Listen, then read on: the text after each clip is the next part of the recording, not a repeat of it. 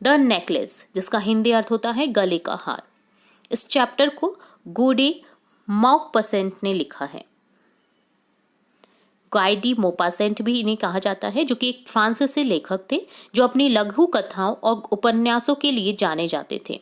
इनका जन्म Normandy France में हुआ था और उन्होंने अपने 1870 के दशक में लिखना शुरू किया। अंततः अपने समय की सबसे प्रसिद्ध और उच्च सम्मानित लेखकों में से एक बन गए थे। उनकी कुछ प्रसिद्ध रचनाएं भी थी। लघु कथाएं the necklace, Boule de Suif, the Horla के साथ साथ उपन्यास बेल अमी और पियरे और जीन भी शामिल हैं। उन्होंने अपने पूरे कैरियर में कई यात्रा वृत्तांत और नाटक भी लिखे हैं।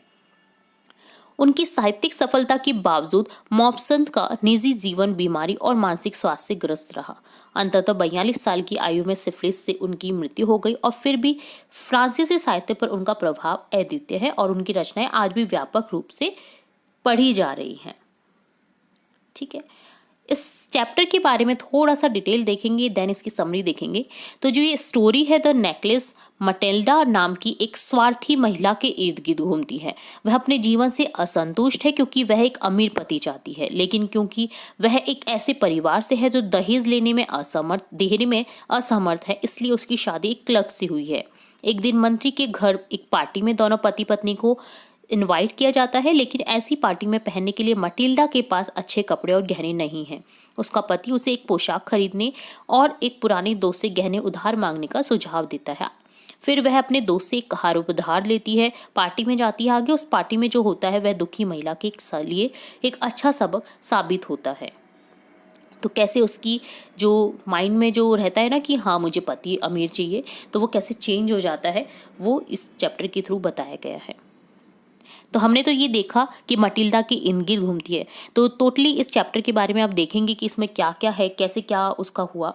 तो देखिए, मटिल्डा अपने मध्यम वर्ग की जीवन शैली से असंतुष्ट थी।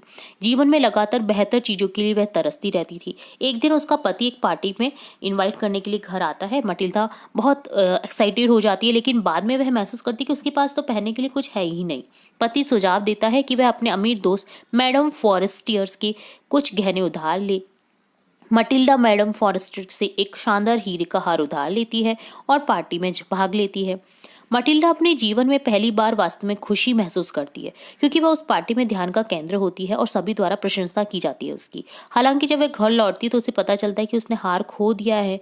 हार के लिए उसके और उसके पति की उन्मत्त खोज बेकार साबित होती है, उसे नहीं मिल पाता है वो हार। अंततः वे मैडम फॉरेस्टियर को दूसरा हार देने का फैसला करते हैं। वे एक नया हार खरीदने के लिए कड़ी मेहनत करते हुए सालों बिताते हैं, लेकिन सालों बाद पता चला कि यह नकली था और उनके वर्षों के परिश्रम का कोई फायदा नहीं हुआ। कहानी भौतिकवाद की विनाशकारी प्रकृति और जीवन की विलासिता एवं स्थिति के लिए प्रयास करने की निरर्थकता को पर प्रकाश डालती है। संपत्ति के साथ मटिल्डा की जुनून और उच्च समाज में स्वीकार की जाने की अपनी इच्छा ने उसे गरीबी की ओर ले जाया गया, जो अंततः उसके पतन की ओर ले जाता है। उसे अधिक के लिए उसकी निरंतर लालसा ने उसे जीवन में वास्तव में महत्वपूर्ण होने की दृष्टि को खो दिया। कहानी दिखाती कि इसकी गंभीर परिणाम कैसे हो सकते हैं। इसके अतिरिक्त कहानी वर्ग के विषय की पड़ताल करती, क्योंकि मटिल्डा उन लोगों से ईर्ष्या करती जो अमीर है और विलासिता का जीवन जीने में सक्षम है। हार उस धन स्थिति के प्रतीक है जिसके लिए वह तरसती है, लेकिन अंततः वह उसकी बर्बादी की ओर ले जाता है उसे। अंत में द नेकलेस एक पावरफुल स्टोरी है जो भौतिकवाद की खतरों और अपने जीवन के साथ संतुष्ट होने के महत्व के खिलाफ चेतावनी देती है। यह खराब निर्णय लेने और ईर्ष्या की विनाशकारी प्रकृति के परिणामों पर भी प्रकाश डालता है। तो अब देखेंगे हम इस चैप्टर के जो भी क्वेश्चन आंसर्स हैं उन्हें। फर्स्ट क्वेश्चन है, लॉइजल had saved 400 francs to buy a gun for hunting. Who is the author of the story The Necklace? Gaudet, Maupassant.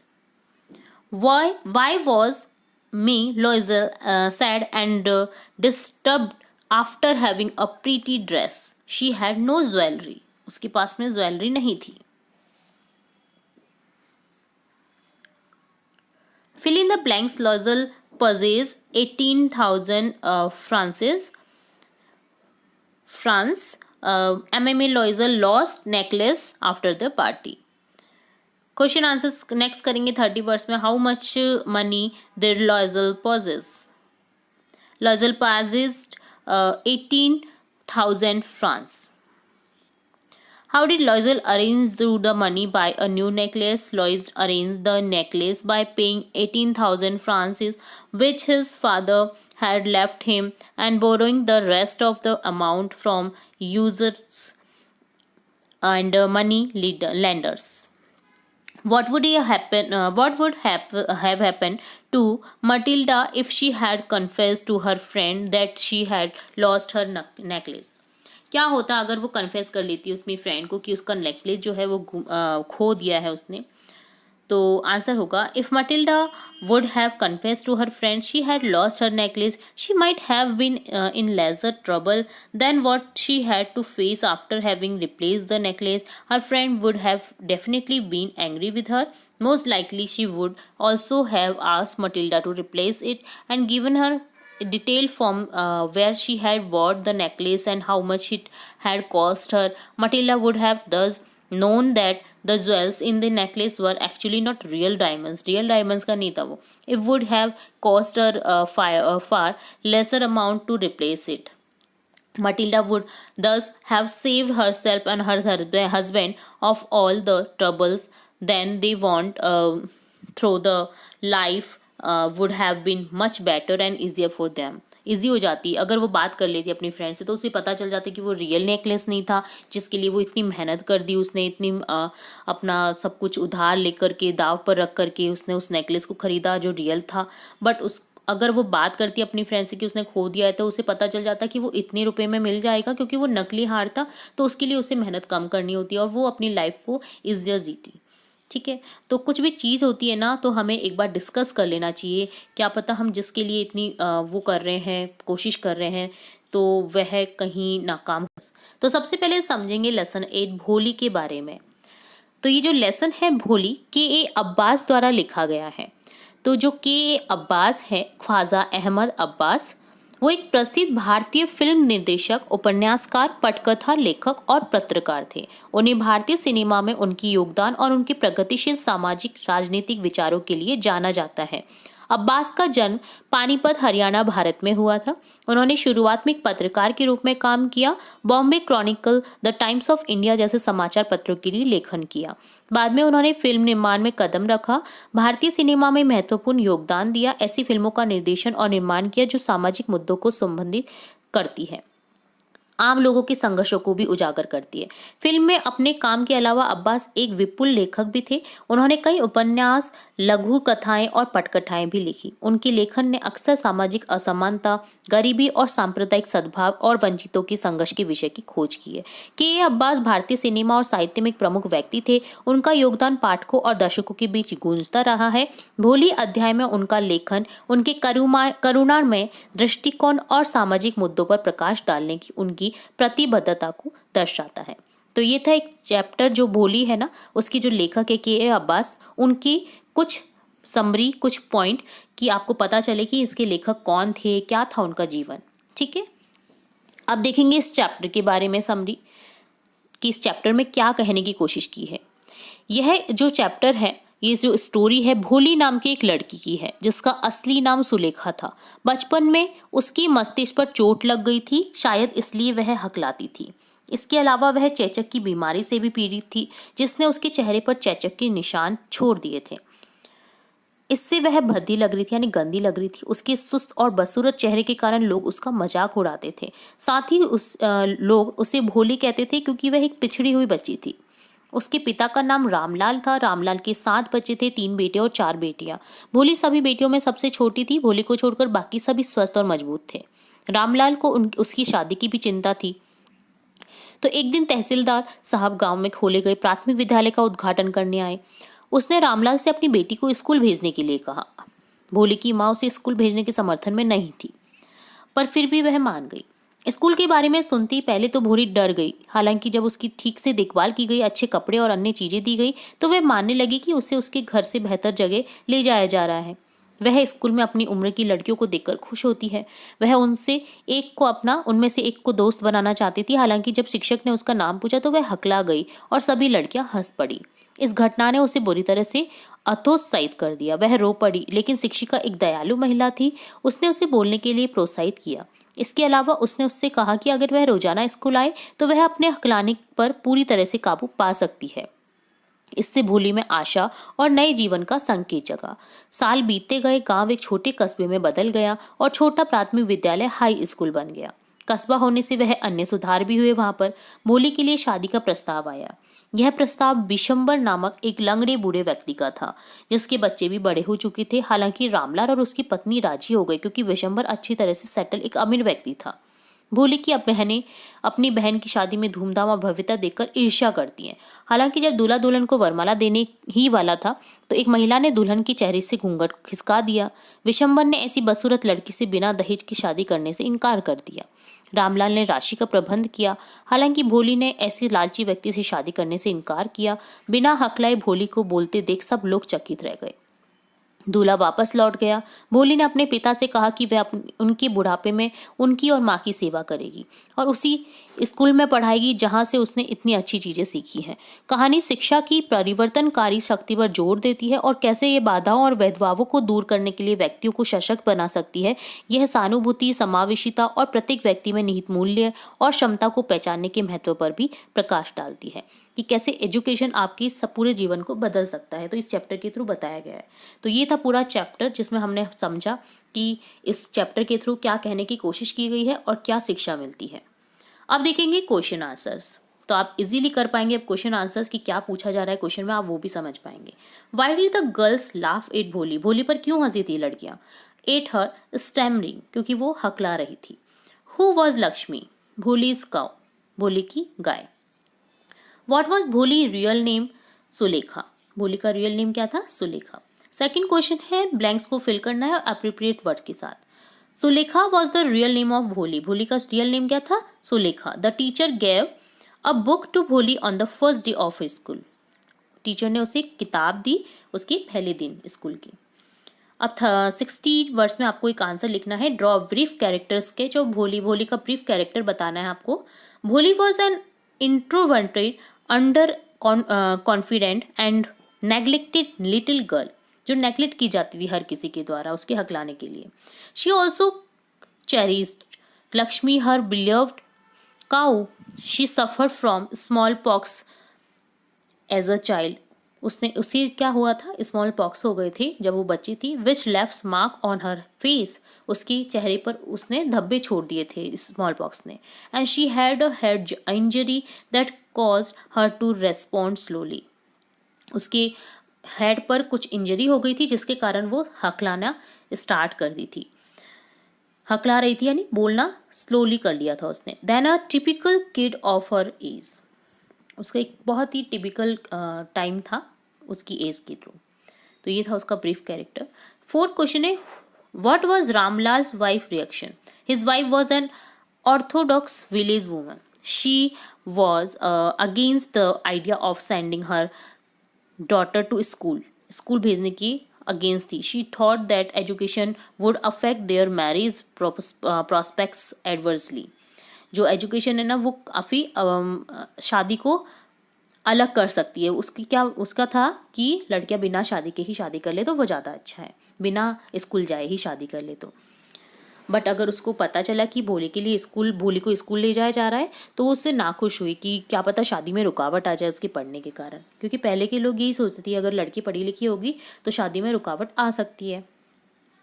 Why did Bholi's parents accept Vishambar's marriage proposal? Vishambar की marriage को proposal accept क्यों किया भोली के parents ने? Bholi's parents accepted Vishambar's marriage proposal is he was a well to do गोडर and had not asked for any. तो उसने क्या किया था ना कि दहेज के लिए भी मना कर दिया था और उसने कुछ पूछताछ भी ज़्यादा नहीं की। तो इसलिए उसकी जो भोली के पेरेंट्स ने वो राजी हो गए उससे शादी करने के लिए, जबकि वो एक बूढ़ा व्यक्ति था, जो कि गलत भी हो रहा था।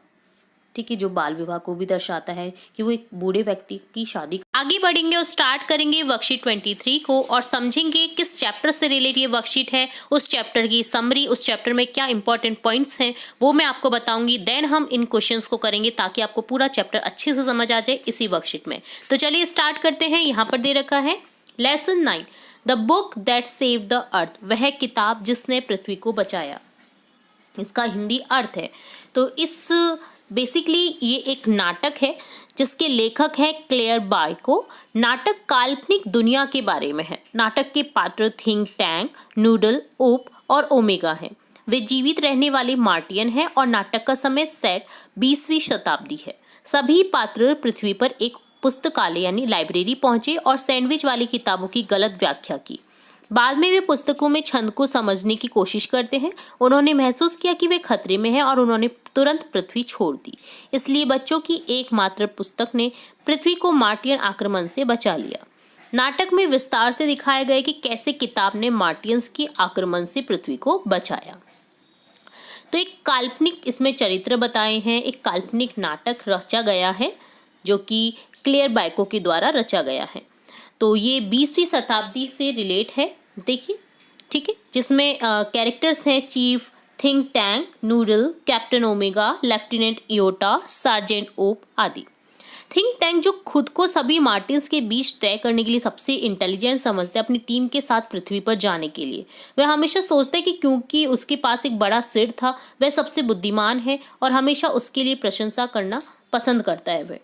वे जानना चाहते हैं कि पृथ्वी के लोग, पृथ्वीवासी कैसे रहते हैं। अगले दृश्य में वे सभी पुस्तकों से भरे पुस्तकालय में मौजूद थे, लेकिन ये सभी उस जगह को समझ नहीं पा रहे थे कि क्या है। उनको ये नहीं पता था कि ये लाइब्रेरी है क्या। तब ताकतवर थिंक टैंक दिखाने की कोशिश करता है और वह अपने दल को बताता है कि वह चीज़ सैंडविच है। वो सैंडविच बताता है उनको, पुस्तकों को, जो किताब होती है उनको, जैसा कि पृथ्वी के व्यक्ति बहुत खाते हैं पृथ्वी के व्यक्ति, उसने ऐसा कहा, जैसा कि पृथ्वी के बहुत व्यक्ति खाते हैं, इसलिए उन्होंने उन्हें यहाँ संग्रहित किया होगा। फिर क्रू सदस्यों में से एक सार्जेंट उप ने थिंक टैंक के विचारों की पुष्टि के लिए एक पुस्तक का कोना भी खाया, लेकिन उन्हें स्वाद पसंद नहीं आया था और वे इस निष्कर्ष पर पहुंचे कि यह भोजन के अलावा कुछ और हो सकता है। कुछ समय बाद नूडल थिंक टैंक को सुझाव देता है, शायद इसका उपयोग कानों के साथ संचार के लिए किया जाता है। कुछ समय बाद नूडल ने थिंक टैंक को फिर से सुझाव दिया कि शायद यह आंखों के संचार के लिए है। सभी चालक दल के सदस्यों ने पुस्तक को खोलना और पढ़ना शुरू कर दिया। यह मदर गुज नाम की एक तुकबंदी बुक थी जो उन्होंने ओपन की, लेकिन वह पुस्तक को समझने में असमर्थ थे क्योंकि उनको वो लैंग्वेज समझ नहीं आ रही थी कि क्या लिखा है। इसलिए इस नूडल को देखकर थिंक टैंक पूछता है कि रासायनिक विभाग ने उन्हें बुद्धि बढ़ाने के लिए विटामिन की गोलियां दी है और उन्हें ये सब लेना चाहिए और फिर सैंडविच पढ़ना चाहिए। जैसे ही उप ने नर्सरी राइम की किताब पढ़ना शुरू किया, वे तुकबंदी का शाब्दिक अर्थ लेते हैं और परेशानी महसूस करते हैं। थिंक टैंक ने अपनी मार्टियस टीम को बुलाया और कहा कि उन्होंने पृथ्वी के बारे में कुछ जानकारी इकट्ठा की है और उन्हें आक्रमण के विचार को स्थगित कर देना चाहिए। द ओप ने तुकबंदी हम्टी डम्टी को पढ़ा और उन सभी ने हम्टी की तस्वीर देखी जो थिंक टैंक की तरह दिखते थे। थिंक टैंक ने अनुमान व्यक्त किया कि पृथ्वीवासी उसकी पहचान कर चुके हैं और जल्द ही उसे मार देंगे, इसलिए उन्होंने अपनी टीम को वहां से तुरंत चलने के लिए कहा और इस तरह तुकबंदी की एक धूल भरी किताब ने हमें मार्टियन आक्रमण से बचा लिया। जो हम्टी डम्टी की बुक थी ना, जो हम्टी डम्टी की राइम थी, बच्चों की बुक थी, उसने मार्टियन आक्रमण से हमें बचा लिया। इस किताब में ये लिखा गया है। तो काल्पनिक कैरेक्टर्स के बारे में बताया गया है और कैसे वो आक्रमण करने से रुक जाते हैं एक किताब को पढ़ करके, यानी किताब को देख करके। तो ये सब बताया गया है। बहुत ही इंटरेस्टिंग स्टोरी है। आई होप आपको समझ आ गया होगा कि ये चैप्टर में क्या लिखा है, क्या दिया गया है, इंपॉर्टेंट पॉइंट्स क्या हैं इस चैप्टर के। तो अब देखेंगे क्वेश्चन आंसर्स। फर्स्ट क्वेश्चन है, which book save the earth from invasion?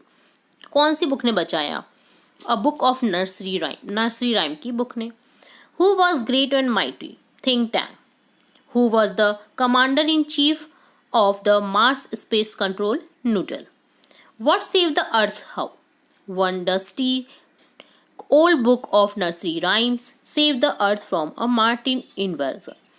The Martian could not description the meaning of nursery rhyme. Their misinterpretation made the situation comic. they began to believe that the earth things had advanced technology and were planning to invade the, तो उन्होंने सोचा कि ये plan कर रहे हैं हमें मारने का.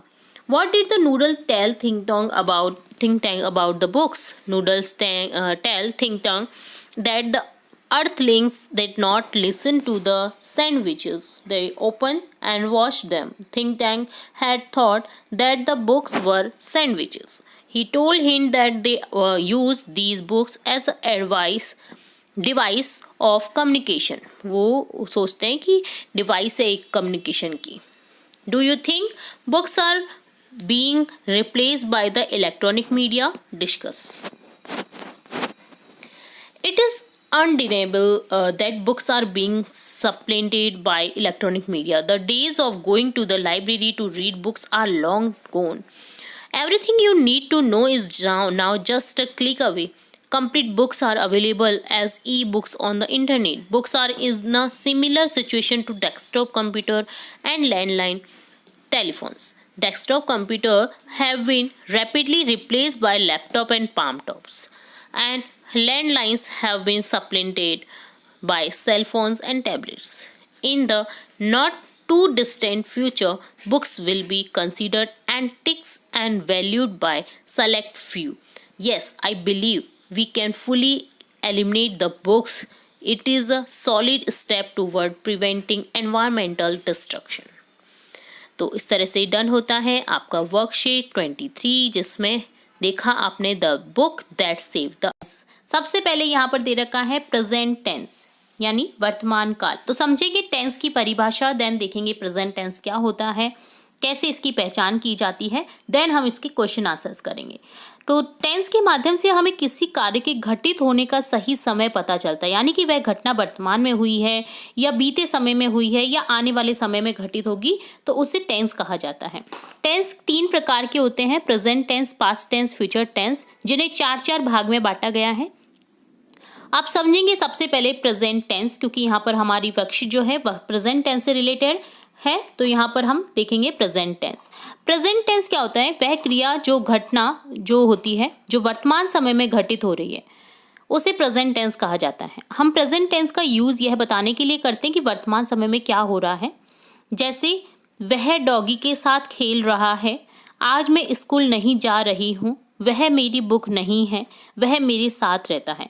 तो ये सभी उदाहरण हैं प्रेजेंट टेंस के. प्रेजेंट टेंस के 4 प्रकार होते हैं: present indefinite tense, present continuous tense, present perfect tense और प्रेजेंट परफेक्ट कंटिन्यूअस टेंस. ठीक है, तो देखिए प्रेजेंट इंडेफिनिट में सिंपल सेंटेंस होते हैं जिसमें आता है ता है, ती है, तू है, ते है. प्रेजेंट कंटिन्यूअस में रहा है, रही हूँ आते हैं. प्रेजेंट परफेक्ट टेंस में चुका है, चुकी है या हुआ, हुई, इस तरह से अगर सेंटेंस में आ रहा है तो वो प्रेजेंट परफेक्ट टेंस होता है. प्रेजेंट परफेक्ट टेंस होता है जिसमें इस वाक्यों का अंत जो हो रहा है रहा है, रही हूँ, रहे हैं, इस तरह से होता है. तो इस तरह से आपने देखा सभी हमने एग्जाम्पल समझे हैं और देखा इन सभी टेंस के पार्ट्स के बारे में. अब देखेंगे यहाँ पर क्वेश्चन आंसर्स. आई होप आपको समझ आ गया होगा कि कौन कौन से टेंस में किस तरह से यूज़ किया जाता है. तो देखिए अब क्वेश्चन से समझ पाएंगे आप आसानी से. द शताब्दी express depart 6 AM from Jaipur. शताब्दी एक्सप्रेस जो है वो डिपार्ट होती है 6 AM जयपुर से. तो देखिए होती है, ता है, ती है, अगर सिंपल आता है सेंटेंस में तो वो होता है प्रेजेंट सिंपल टेंस का एग्जाम्पल. तो यहाँ पर लिख देंगे present simple. Rahul is playing in the ground. Rahul जो है खेल रहा है ग्राउंड में, रहा है आ रहा है, जिसका एग्जाम्पल कौन से टेंस का होगा? ये प्रेजेंट कंटिन्यूअस टेंस का. ठीक है, रहा है, रही है, रहे हैं, ये सभी आते हैं प्रेजेंट कंटिन्यूअस टेंस में. We have been studying in this class for 6 years. तो देखिए यहाँ पर आपको परफेक्ट टेंस समझने के लिए यहाँ पर फॉर और सिंस का यूज़ किया जाता है, यानी बहुत समय से हम we have been studying in this school, हम पढ़ रहे हैं इस स्कूल में 6 years से. ठीक है, तो यहाँ पर टाइम बता रहे हैं साथ में, तो ये एग्जाम्पल होता है प्रेजेंट परफेक्ट कंटिन्यूअस टेंस का. ठीक है, जिसमें भी आपका यही आ रहा है कि रहा है, रही है, बट यहाँ पर टाइम का वैल्यू दे रखा है, यानी 4 6 years, 4 10 years, इस तरह से आपको मिलेगा. The students have finished there lunch recently. Students ने जो है वो अभी अभी फिनिश किया है क्या, अपना लंच। तो देखिए आया है, आई है, चुका है, चुकी है, इस तरह की जो सेंटेंस होते हैं ना, यानी थोड़ा सा आपने उसको कर लिया है वर्तमान में ही थोड़े से समय पहले, तो उसमें यूज़ किया जाता है प्रेजेंट परफेक्ट टेंस का। ठीक है, जिसमें आपका हैज़ हैव प्लस वर्ब की थर्ड फॉर्म यूज़ की जाती है।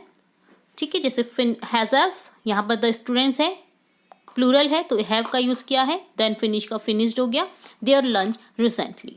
ठीक है, read the questions and choose correct alternative. 8 almost every day in September. ये जो है बारिश जो है ऑलमोस्ट होती है कब, सितंबर में। तो देखिए यहाँ पर आ जाएगा रेन्स, क्योंकि ये बारिश का बताया गया है यहाँ पर, तो यहाँ पर रेन्स हो जाएगा, क्योंकि सिंगुलर फॉर्म में रेन्स आया है, क्योंकि बारिश जो है वो ऐसे ईएस के साथ में ही यूज़ करेंगे हम प्रेजेंट टेंस में।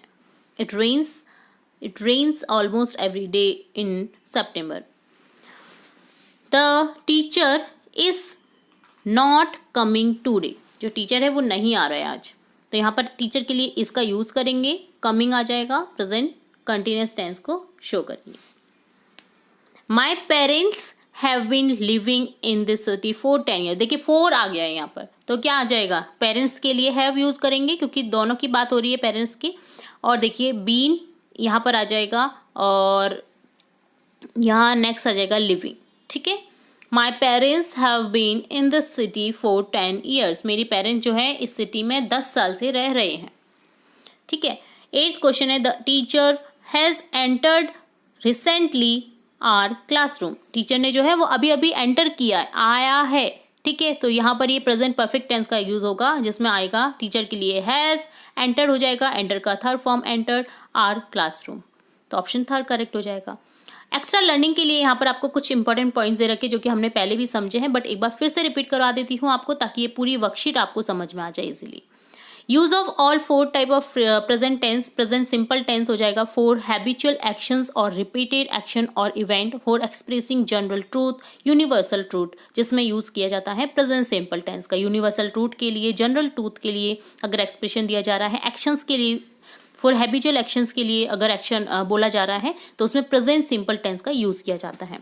Present continuous tense, it is use for represent an action that is happen और progressing on it the time of speaking. जब हम बोल रहे हैं वो प्रोसेस हो रहा है, उसके लिए हम यूज करते हैं प्रेजेंट कंटिन्यूअस टेंस। जैसे बच्चे खेल रहे हैं, ये प्रोसेस चल रहा है, अभी वो खेल रहे हैं। ठीक है, present perfect tense, it is use in present to indicate an action that has taken place at some specific time। Specific time के लिए एक्शन अगर हुआ है, कुछ समय पहले ही हुआ है, तो उसके लिए यूज़ करते हैं present perfect tense. Present perfect continuous tense का यूज़ कैसे करेंगे, it is use for an action that has started at a particular time in the past, it is still continuing अब अंटिल नाउ।